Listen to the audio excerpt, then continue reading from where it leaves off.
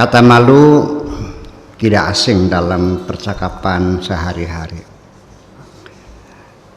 tetapi maksudnya bermacam-macam, sampai dikatakan malu bertanya sesat di jalan.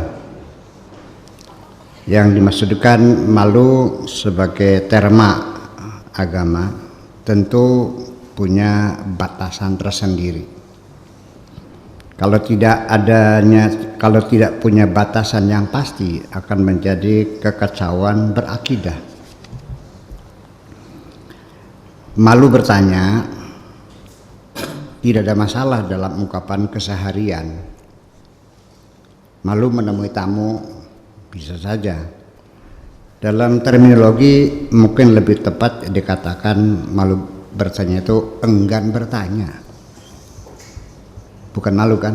Ya tapi ya nggak apa-apa lah, udah bahasa sehari-hari mah kita jangan cuma menuntut presisi yang berlebihan lah.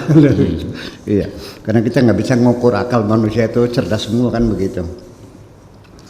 Dalam bahasa Arab juga apalagi sangat banyak sekali, ada sekitar 50 kata yang bermakna hampir berdekatan dengan kata malu atau al-haya itu. Seperti khojalah, khosyama, wajilah, haba, hadara, jabana, tawajasa, dan lain sebagainya. Sabda Nabi sallallahu alaihi wasallam, al-haya'u minal iman, biasa diterjemahkan malu itu sebagian dari iman. Begitu ya? Malu itu sebagian dari iman. Tidak terlalu salah sih. Tapi nanti akan menimbulkan pengertian iman itu dibagi-bagi. Mungkin tepatnya diterjemahkan malu itu manifestasi dari keimanan, bukan sebagian, manifestasi dari mana. Orang yang hanya beriman itu pasti dimanifestasikan dalam tingkah laku sehari-hari, dalam bentuk malu semacam itu, bukan sebagian. Sabdanya lagi sallallahu alaihi wasallam, al-haya'u khairun kulluhu, artinya malu itu mengandung segala kebaikan. Selanjutnya Nabi sallallahu alaihi wasallam menjelaskan lebih panjang lebar lagi bagi berikut, hendaknya kamu punya rasa malu kepada Allah dengan sebenarnya. Barang siapa yang punya rasa malu kepada Allah dengan sebenarnya, hendaknya menutup kepala dengan segala isinya, menjaga perut dengan segala kandungannya, wudelnya, ususnya, semuanya itu, ya, stomaknya. Hendaknya selalu ingat kuburan dan cobaan. Mawas diri maksudnya. Siapapun yang ingin selamat akhiratnya tentu akan meninggalkan hiasan dunia ini. Adapun sabda Nabi sallallahu alaihi wasallam, hendaknya kamu malu terhadap Allah seperti kamu malu kepada seorang yang soleh di antara kamu. Ada hadisnya begitu. Tentu harus diuraikan bahwa yang diajak bicara oleh Nabi sallallahu alaihi wasallam itu adalah orang awam, sangat sederhana. Mungkin konteksnya yaitu ketika menghadap Allah atau sholat supaya berpakaian rapi, seperti ketika menghadap orang penting, begitulah kira-kira. Ya, jangan lalu dijadikan resemblance, perumpamaan Allah seperti orang yang soleh gitu. Ya enggak juga sih. Kita jangan lari ke imajinasi seperti itulah. Ya, mengulangi lagi kata ka'anna seolah-olah itu kan orang menjadi salah paham. Nanti Allah diimajinasikan. Seolah-olah, bukan seolah-olah. Dengan yakin. Namanya litahqiq macam itu. Dalam satu dialog tentang masalah aurat bersama para sahabat, Nabi sallallahu alaihi wasallam bersabda, tutupilah auratmu kecuali bersama anak istri dan milkul yamin, pembantu. Dulu perempuan yang dibeli jadi budak, ngurusi rumah tangga dan sebagainya, itu namanya milkul yamin. Kalau sekarang pembantu lah barangkali.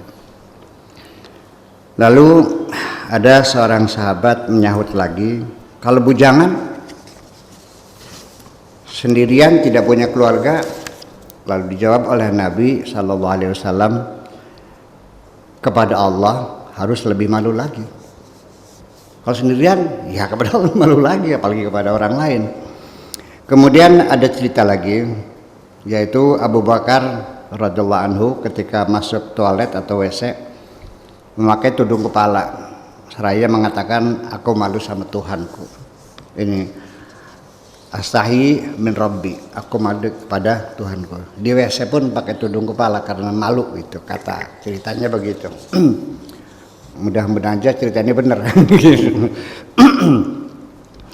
Untuk menumbuhkan rasa malu di dalam hati kita ada 3 hal yang perlu diperhatikan untuk menumbuhkan rasa malu. Pertama, memperbanyak perenungan terhadap segala macam nikmat Allah yang berlimpah ruah untuk diri kita. Berapa banyak nikmat Allah yang dihamburkan sia-sia, dan berapa banyak aturan Allah yang telah dilanggar. Itu sering direnungi lagi sendiri. Kedua, kita harus selalu sadar berada di hadapan Allah dalam kondisi apapun, diawasi, dipantau, dan dikontrol semuanya. Maka di dalam Al-Quran sendiri dikatakan begini, bal yuridul insanu ayyafjura amamah. Justru manusia sendiri kadang-kadang tidak punya rasa malu berbuat jahat di hadapan Allah. Ya, artinya Allah di hadapannya, bukan seolah-olah memang di hadapannya, seperti itu. Bal yuridul insan liyafjura amama, sadaqallahu ya maknya itu. Ketiga, semua yang kita lakukan dicatat dan nanti akan dimintai pertanggungjawaban, dari mulai persoalan yang besar-besar dan persoalan yang sekecil-kecilnya.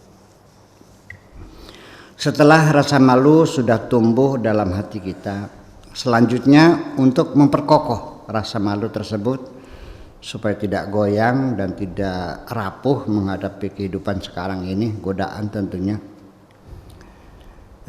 kita kembangkan dari rasa takut yang kemarin kita bicarakan. Kita pengembangannya dari rasa takut kepada Allah yang sudah dijelaskan kemarin dulu, yaitu mengontrol segala gerak hati sebelum kita manifestasikan dalam bentuk perbuatan, ketika masih berupa keinginan, harapan, dan cita-cita. Sehingga rasa malu sudah muncul sejak dini. Pantas enggak gini nih, ya sejak berupa rencana di dalam hati, sebab hati juga dikontrol Allah. Untuk mendeteksi rasa malu dalam hati kita ada atau tidak ada, dapat dilihat dari indikator-indikatornya yang kita sendiri dapat merasakannya, yaitu ketika muncul rasa kecemasan setelah melakukan sesuatu. Kecemasan itu bermula dari pertanyaan internal, Allah suka tidak? Nanti apakah marah atau tidak? Perbuatan kita ini layak atau tidak di sisi Allah, seterusnya. Itu akan muncul pertanyaan macam itu. Orang yang sudah punya rasa malu kepada Allah dapat diamati dan dari sisi perilaku sehari-hari. Yuk, mari kita amati perilaku kita semua di sini bersama-sama, termasuk saya juga, silakan diamati. Sudah punya rasa malu atau belum saya ini? Sehari-hari di tengah masyarakatnya seperti rendah hati, sangat sopan, lebih banyak menunduk daripada mendongak ke atas. Kalau berjalan mukanya ke bawah, kalau begini itu salah satu contohnya. Pandangan matanya lurus, tidak banyak toleh sana toleh sini, melirik sana melirik sini. Kayak jangan seperti apa orang Hibalnya gada-gedeg ya. Melirik ke sana melirik ke sini, tidak terlalu banyak bicara, lebih banyak diam. Sekalipun dalam kesendirian tetap menjaga diri, tidak buang-buang waktu, bergurau sehari-hari. Sedikit tertawa, ada rasa malu ketika melakukan apapun sekalipun hukumnya halal. Apalagi kalau yang dilarang oleh Allah. Yang halal aja masih pantas nggak ya, layak atau tidak. Jadi standarnya bukan hal haram. Makanya kata Nabi mengatakan di idza lam tastahi wa idza lam tastahi faf'al ma syi'ta. Apa standarnya kebenaran perbuatan kita ini? Kalau kamu tidak malu silakan, kalau malu ya jangan. Udah. Kalau kita mau sebenarnya dalam beragama mengembangkan budaya malu saja, saya kira sudah cukup terkendali kok. Ini rasa malu tidak perlu dikembangkan, udah aja gitu. Malas makin lama makin terkikis. Itulah. Apalagi kalau yang diharapkan Allah. Sifatnya malu bertingkat-tingkat, sangat tergantung pada kedekatannya dengan Allah. Satu orang dengan yang lain tidak akan sama rasa malunya, itu tidak akan satu level, pasti tergantung kedekatannya. Yang jaraknya semeter, yang 2 meter, 3 meter sampai tak terhingga. Dari yang sangat dekat sekali sampai yang lamat-lamat. Sebagai perbandingan, orang yang sudah mencapai tingkat al-mustahi, punya sifat al-haya, dengan orang yang sudah mencapai tingkat al-arif atau mencapai ma'rifatullah. Pertama, orang yang mustahi itu sangat menghormati, mengagumi, memuliakan apapun yang dilihat. Sehingga akhirnya tumbuh rasa malu untuk memperlakukan apapun dengan cara yang tidak baik. Kedua, orang yang al-arif itu atau yang tingkat ma'rifatullah, ketika melihat batu kali atau batu berlian sama, dan ketika melihat ular dan lalat adalah sama. Makasih.